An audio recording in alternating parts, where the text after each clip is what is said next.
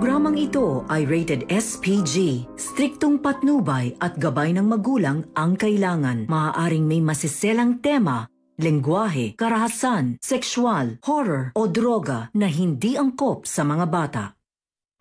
Magtagumpay kaya si Irene sa plano niya kay Carlos? Makaligtas pa kaya ang pamilya Tanyag sa kamay ni Madam Lotus? Magandang araw at eto na nga tayo sa ating pinakaabangang tagpo sa Abot Kamay na Pangarap. Welcome to my channel. Please don't forget to like, comment, and click the bell button para lagi kayong updated sa aking mga videos. Samantala sa loob ng kulungan, hindi nagustuhan ni Mildred ang naging plano ni Madam Lotus dahil hindi sila tatakas hanggat hindi niya muna nakikita ang anak niya na si Carla. Nainis si Mildred dahil wala naman sa usapan nila ang planong gagawin ni Madam Lotus, kaya galit na umalis si Mildred at pinuntahan ang mga kasamahan niya para sabihin sa kanila na nag-iba ang plano nito. Kaya gumawa sila ng sariling desisyon nila na tumakas na agad. Pero sa hindi inaasahang pangyayari, sa pagmamadali ni Mildred na tumakas na aksidente siya. Nadula siya sa bahakal at nahulugan siya ng scaffoldings at nabigat na sako sa dibdib na naging dahilan para hindi siya makatayo at mahirapan huminga. Agad naman inalalaya ng mga kasamahan niya si Mildred at dinala sa loob. Ikinagulat naman ng lahat ang narinig nilang putok ng baril, kaya daling-daling pumunta sa loob si Madam Lotus para alamin sa mga kasama niya kung ano ang nangyari. Habang si Annalyn at Zoe naman ay sinubukan tingnan ang lagay ni Mildred at iniisip nila kung anong pwedeng gawin para mailigtas nila ito.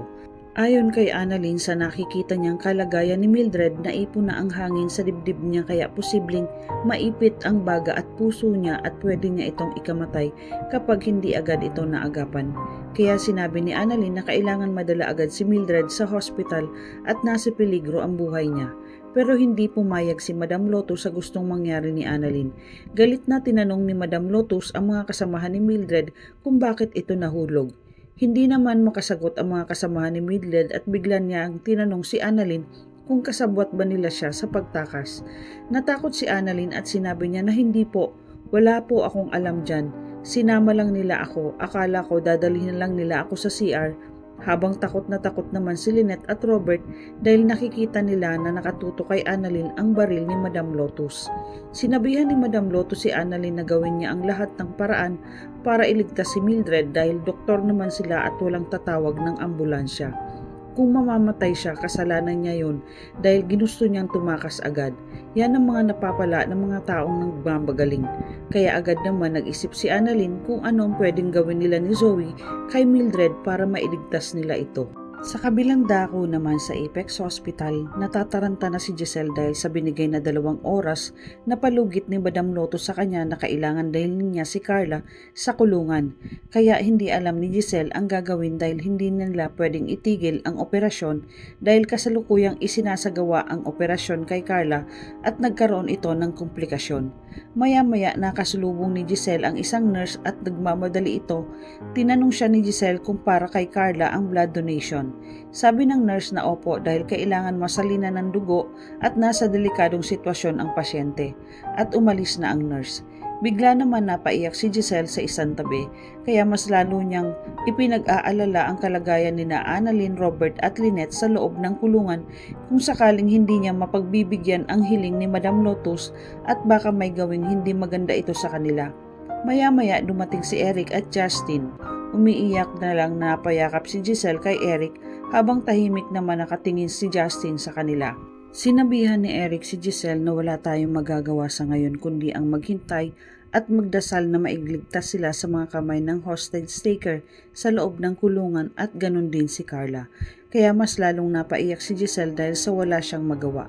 Gustuhin man ni Justin na tulungan si Giselle pero pinaalalahanan siya ni Eric sa mga plano nilang mapabagsak si Giselle at ang buong pamilya Tanyag para sa kanya mapunta ang lahat. Samantala sa labas ng city jail dahil nalaman na nila Chang Susan at Josa na nasa panganib si Annalyn at Lynette sa loob ng kulungan ay nagmamadaling pumunta ang mga ito.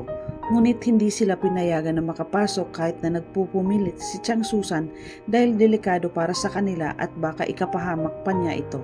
Sobrang ipinag-aalala ni Chang Susan ang kalagayan ng mag-ina sa kamay ni Madam Lotus.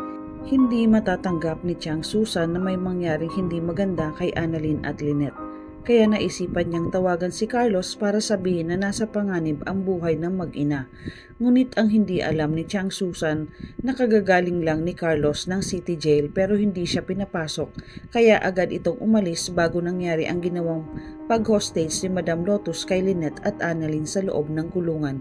Kaya hindi niya alam ang nangyari dahil naisipan niyang bumalik na lang siya ng East Ridge at doon na lang mag-antay kay Lynette. Samantala, habang nagmamaneo si Carlos at tumawag sa kanya si Irene at humihingi ito ng tulong dahil may nangyari sa kanya at nasa harap siya ng bahay nila.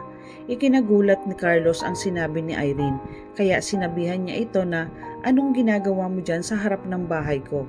Sabi ni Irene na, "Pinuntahan kita sa East Ridge kaso wala ka doon, kaya naisipan ko na puntahan kita sa bahay niyo."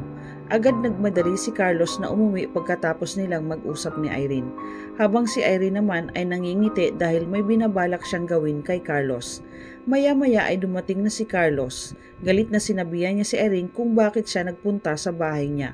Gumawa naman ng dahilan si Irene at nagdrama ito kay Carlos dahil alam niya kung papaano niya ito mapapaamo. Nang malaman ni Carlos ang nangyari sa kanya, pinapasok muna ni Carlos si Irene sa bahay niya at inalak niya ito ng maiinom, kaya nagpunta si Carlos ng kusina habang naiwan niya ang telepono niya sa lamesa. Maya-maya ay tumunog ang telepono ni Carlos at nakita ito ni Irene. Kinuha niya ito at sinagot. Sa kabilang linya, agad sinabi ni Chang Susan kay Carlos na pumunta siya ng city jail dahil may nangyayari kay Lynette. Pero nagkunwari si Irene na sekretary siya ni Carlos at sinabi na pasensya na po, meron kasi siyang emergency kaya hindi po siya makakapunta dyan. Ikinagulat naman ni Chang Susan ang sinabi ni Irene, kaya nagbili na lang siya na sabihin agad ito kay Carlos at kailangan niyang magmadali dahil hawak sila ng hostage taker sa loob ng kulungan. Pagkababa ng tawag ni Irene, sumilip siya muna para siguraduhin na hindi siya narinig ni Carlos at maya-maya ay may kinuha siyang bote ng pabango sa bag niya na ito ang pinakamagandang sandatang gagamitin niya para mahulog si Carlos sa bitag na gagawin niya. Maya-maya ay nag-spray siya sa panyo at hinanda niya ito. Sinundan niya si Carlos sa kusina habang kumukuha siya ng maiinom. Ikinagulat naman ni Carlos nang pagharap niya kay Irene ay inilagay niya ito sa ilong niya, dahilan para mahilo si Carlos at mawala ng ulirat. Inakay ni Irene si Carlos sa taas ng kwarto nila at pinahiga niya ito, habang si Irene ay nakangiting pinagmamasdan si Carlos habang walang malay ito. At sinabing ngayon ay aking ka nang muli at magagawa ko na ang sirain ng pagsasama niyo ni Lynette. Masira kaya ni Irene ang pagsasama nila Lynette at Carlos sa ginawa niya? Mailigtas kaya ni Annalyn ang buhay ni Mildred? Ano ang gagawin ni Giselle ngayong nasa critical na kondisyon si Carla?